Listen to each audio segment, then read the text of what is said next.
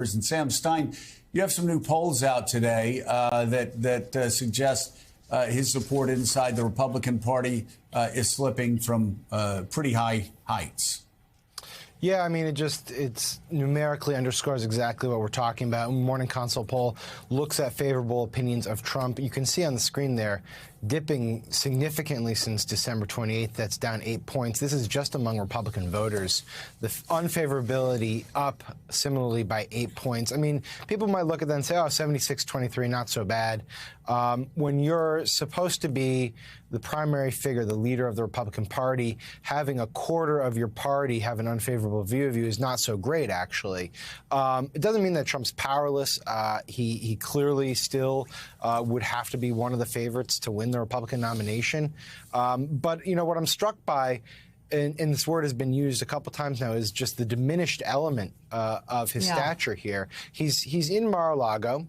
He doesn't really do anything in public anymore. He launched a presidential campaign and then just kind of went quiet. I mean, the main thing that we know is he had dinner with the white nationalist and Holocaust denier. He makes a few media appearances here and there, but the ubiquity of Trump was what was his power for some degree for a while, for many years, and that was both on the 2016 campaign and in the White House. Now that he doesn't have that ubiquity, I think a lot of these members don't feel any pressure to bow to his interests. Now, we did talk, I'll just be quick here. Our colleague Meredith McGraw at Politico did talk to people in his orbit about why he's not going in fuller for McCarthy. And to your point, I think he's a little gun shy.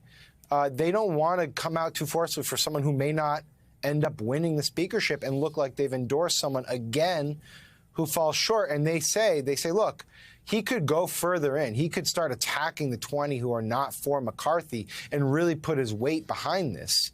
But he's playing it safe for now. And I think that says a lot about his current status in the party. Well, and also, Mika, I've been hearing for the past several days, he made calls to these members, trying to move them. And it became very clear to him, became apparent in those phone calls that they weren't going to be moved. They weren't even going to be moved by his personal phone calls, his personal pleas.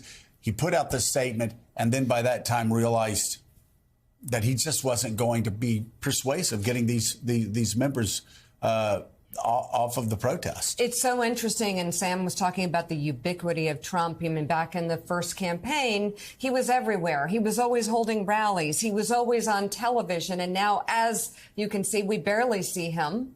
And there's perhaps a mounting sense that he is just dealing with a lot of legal problems. There may be 4 or 5 different legal angles headed his way from the Department of Justice on down.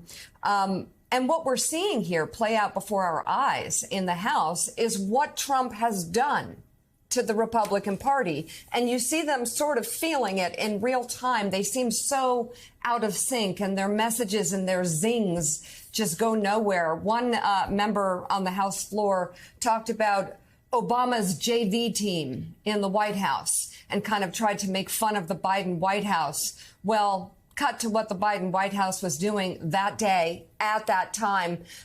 Joe Biden was in Kentucky, shaking hands on stage with Mitch McConnell in a bipartisan event with several other Republicans and Democrats celebrating infrastructure, celebrating a bridge, which is such symbolism. And see that bridge, I mean, the bridge that doesn't look like a JV was team. Falling apart.